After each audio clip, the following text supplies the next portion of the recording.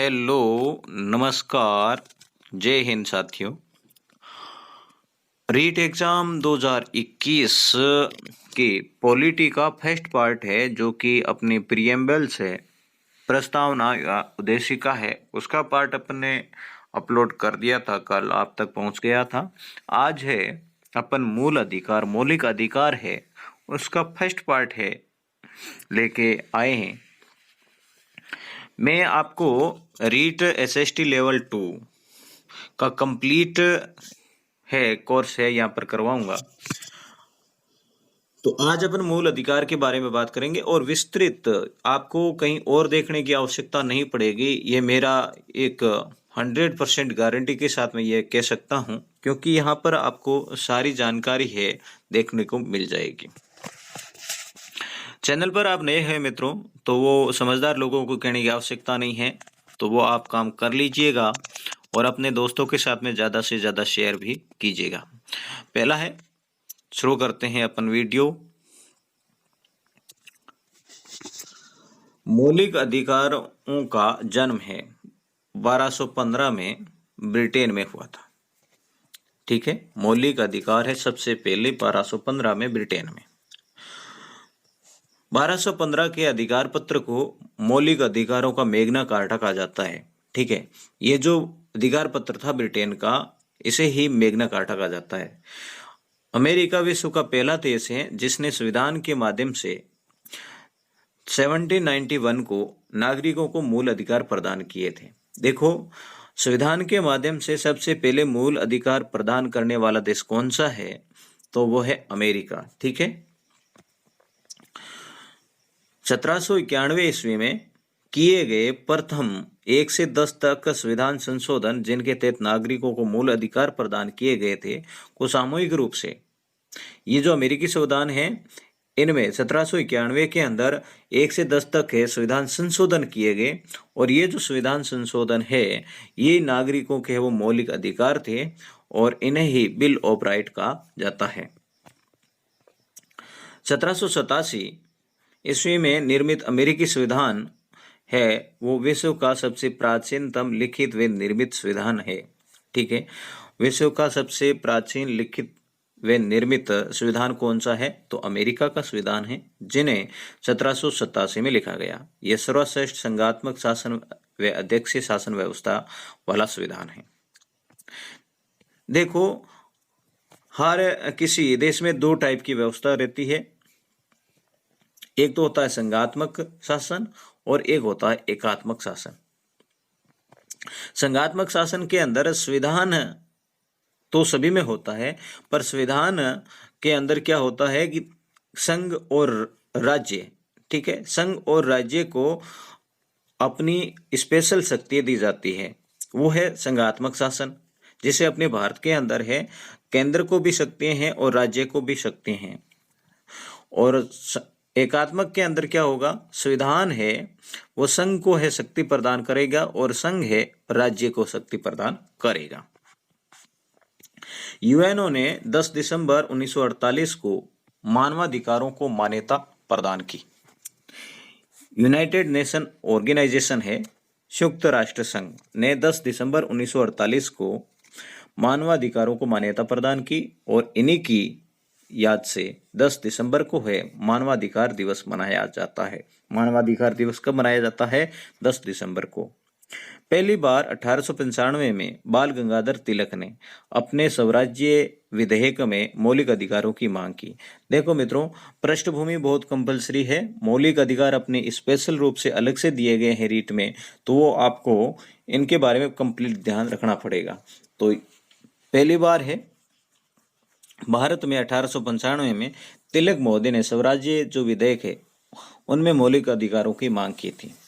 उनके बाद में लड़ी सी लग गई और 1925 में एनी बेसेंट ने अपने कॉमनवेल्थ इंडिया बिल था, उनके अंदर भी मौलिक अधिकारों की मांग की। फिर 1928 में मोतीलाल नेहरू ने जो नेहरू रिपोर्ट प्रस्तुत की थी, उसमें भी मौलिक अधिकारों का उल्लेख था। ये जो नेहरू रिपोर्ट है, ये भारतीयों द्वारा संविधान निर्मित करने का प्रथम प्रयास था। वैसे हिस्ट्री में इनको कंप्लीट रूप से देखा जाएगा। सरदार पटेल की अध्यक्षता में आयोजित कांग्रेस के 1931 के कराची अधिवेशन 1931 में हुआ था, जिसकी अध्यक्षता पटेल कर रहे थे। उनमें भी मौलिक अधिकारों के संबंध में प्रस्ताव है वो पारित किया गया। और ये जो 1931 में कराची अधिवेशन में मौलिक अधिकारों का जो प्रस्ताव पारित किया गया, इन्हीं के आधार पर ही 1931 में दूसरा गोलमेज सम्मेलन हुआ था, जिसमें गांधी जी ने भाग लिया था। उनमें भी मौलिक अधिकारों की है मांग की गई। फिर 1945 बहुत इंपॉर्टेंट में गठित तेज बहादुर सप्रू समिति में मूल अधिकार को संविधान में शामिल करने की सिफारिश की गई। तो आपको ध्यान रखना है, तेज बहादुर सप्रू समिति की सिफारिश पर ही संविधान में मूल अधिकारों को है शामिल किया गया है। संविधान सभा ने सरदार पटेल की अध्यक्षता में मूल अधिकार व अल्पसंख्यक अधिकारों पर समिति गठित की। देखो, मूल अधिकार व अल्पसंख्यक अधिकारों की समिति किसकी अध्यक्षता में की गई? तो पटेल की। और उप समिति भी गठित की गई मूल अधिकार और अल्पसंख्यक अधिकारों पर। तो उप समिति है जेबी कृपलानी की अध्यक्षता में की गई। संविधान के भाग 3 में अनुच्छेद 12 से 35 तक नागरिकों को 7 मौलिक अधिकार है वो प्रदान किए गए थे। परंतु 44वें संविधान संशोधन 1978 4478 के तहत अनुच्छेद 31 में वर्णित संपत्ति के मूल अधिकार को मौलिक अधिकारों की श्रेणी से हटाकर संविधान के भाग 12 के अनुच्छेद 300 के, ये ध्यान रखोगे, मूल संविधान में कितने मौलिक अधिकार थे? तो 7 थे और वर्तमान में 6 है। और वो कौन सा था? तो संपत्ति का जो है मौलिक अधिकार था, उसको मौलिक अधिकारों की श्रेणी से हटाकर भाग 12 के अंदर अनुच्छेद 300 के तहत कानूनी अधिकार प्रदान बना दिया। इस कारण वर्तमान में नागरिकों को कितने अधिकार प्राप्त हैं? 6। मूल अधिकार अमेरिकी संविधान से लिए गए हैं। मूल अधिकार है वो कहां से लिए गए हैं? तो अमेरिकी संविधान से लिए गए हैं।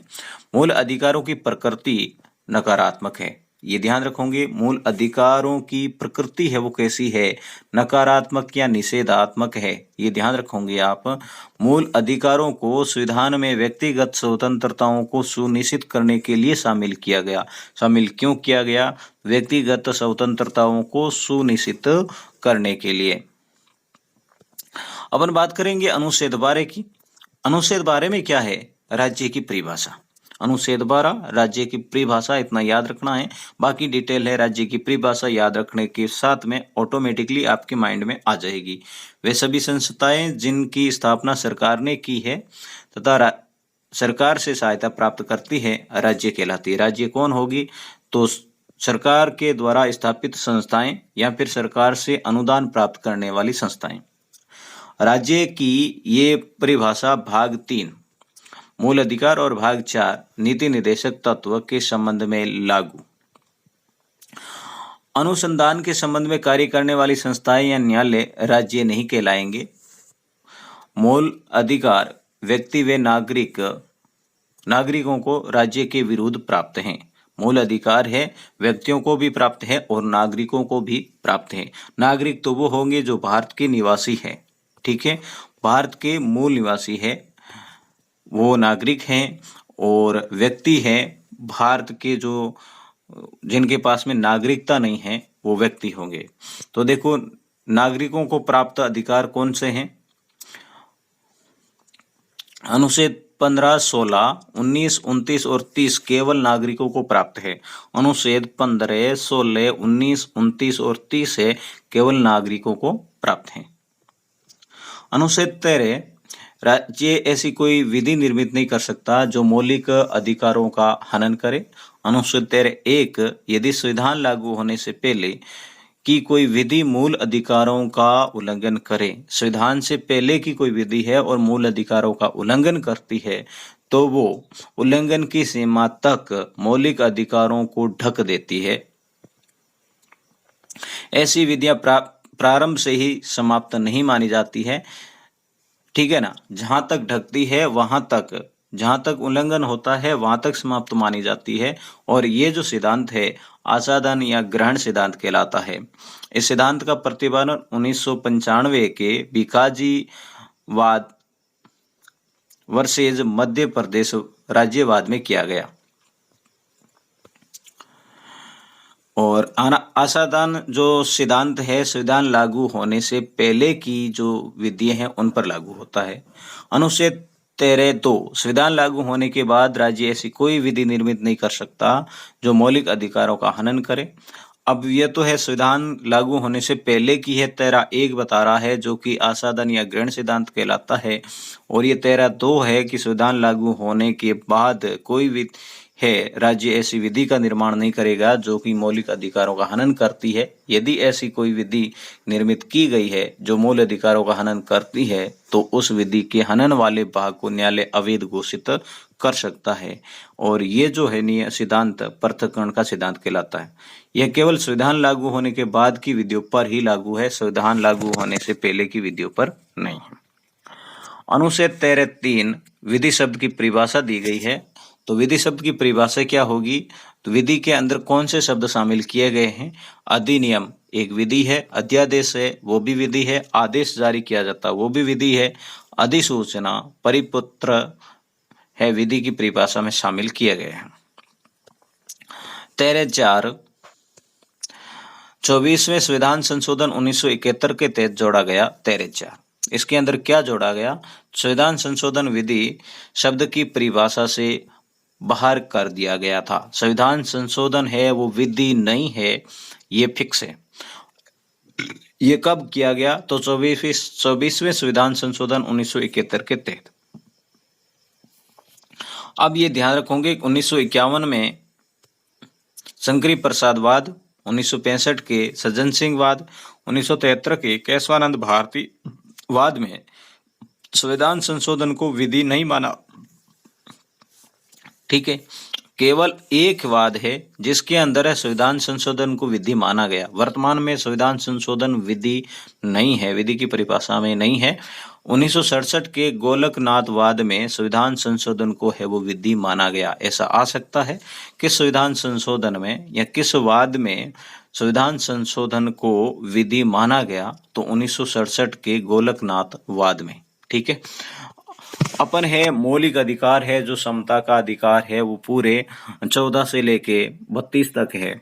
वो अगले वीडियो में 2 पार्ट बनाने पड़ेंगे, वहां पर डिस्कशन करेंगे। आज की वीडियो बस इतने तक ही। आपको ये वीडियो कैसा लगा, जानकारी कैसी लगी, मुझे जरूर आप कमेंट के माध्यम से बताना और अपने दोस्तों के साथ में ज़्यादा से ज़्यादा शेयर जरूर करना।